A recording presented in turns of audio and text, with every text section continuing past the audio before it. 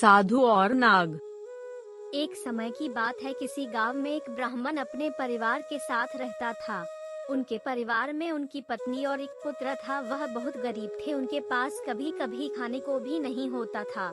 ब्राह्मण की पत्नी बहुत दुष्ट और चालाक थी, इसलिए वह रोज ब्राह्मण को भिक्षा मांग कर लाने के लिए कहती थी, पर ब्राह्मण उसकी एक नहीं सुनता था और घर में राम नाम का जाप करता रहता। पत्नी के रोज रोज लज्जित करने पर ब्राह्मण एक दिन सुबह सुबह उठा और अपना पोथी पत्रा उठाया और दूसरे गांव में चल दिया। चलते चलते वह घने जंगल में पहुंचा और अंधेरा हो गया। वह वहां एक बड़े से पीपल के पेड़ के नीचे बैठ गया और राम नाम जपने लगा। सुबह होने पर जब उठा तो पास के सरोवर पर स्नान करके वह आगे चला और दूसरे गांव में पहुंचा।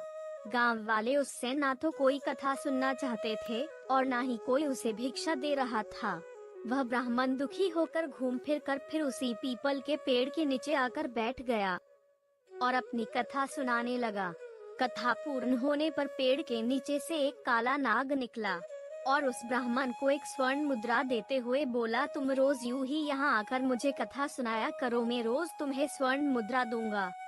ब्राह्मण ने यह बात मान ली। नाग बोला, यह बात तुम किसी को नहीं बताओगे, तुम्हारे सब दुख दूर हो जाएंगे। ब्राह्मण रोज ऐसा ही करता। सुबह उठकर नहा धोकर अपना पोथी पत्रा लेके वह पीपल के पेड़ के नीचे पहुंच जाता और वहां बैठकर कथा सुनाता। कथा पूर्ण होने पर नाग सोने की मुद्रा भेंट करता। देखते ही देखते ब्राह्मण धनिक हो गया। पूरे गांव में यह चर्चा होने लगी कि ब्राह्मण की दशा कैसे सुधर गई। यह जरूर कोई गलत काम करता होगा। ब्राह्मण को लोगों की बातों से कोई फर्क नहीं पड़ता था। वह नित्य अपना यही कार्य करता रहता था। एक दिन गांव की कुछ औरतें ब्राह्मणी के पास गई और उससे पूछने लगी कि आपके पति इतने धनवान कैसे हो गए? वह रोज कहाँ जाते हैं और रोज उनकी कथा कौन सुनता है? औरतों की बात सुनकर ब्राह्मणी के मन में शंका आ गई। उसने एक दिन अपने पति से पूछा कि आपको ये धन कहाँ से मिलता है, मुझे भी बताइए। ब्राह्मण बोला, तुम्हें इससे क्या मतलब है? ऐसा कहकर ब्राह्मण ने ब्राह्मणी की बात को टाल दिया। ब्राह्मण कुछ दिनों तक उसे टालता रहा, पर एक दिन ब्राह्मणी ने ब्राह्मण को मजबूर कर दिया। ब्राह्मण ने मजबूर होकर अपनी पत्नी को नाग की सारी बात बता दी और यह सब सुनकर उसकी पत्नी के मन में लालच आ गया और ब्राह्मणी ने ब्राह्मण के खाने में नशे की दवा मिलाकर उसे खिला दिया और अपने बेटे से बोली, बेटा उस पीपल के पेड़ के पास जाओ और नाग को मार कर सारी संपत्ति ले आओ। ब्राह्मण का लड़का अपने पिता का पोथी पत्रा लेकर वहां गया और पीपल के पेड़ के आगे बैठकर कथा सुनाने लगा। कथा पूरी होने पर वह नाग बाहर आया और उसको स्वर्ण मुद्रा देने लगा।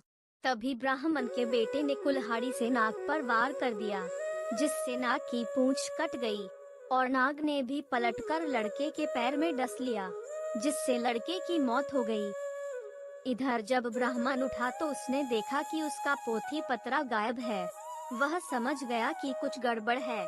वह जल्दी से पीपल के पेड़ के पास गया तो देखता है कि उसका लड़का वहां मरा पड़ा हुआ है। ब्राह्मण को देखकर नाग बाहर आया और कहा, ब्राह्मण, मैंने तुम्हें कहा था कि स्वर्ण मुद्रा की बात तुम किसी से नहीं कहोगे और तुमने ये बात अपने पुत्र को बता दी।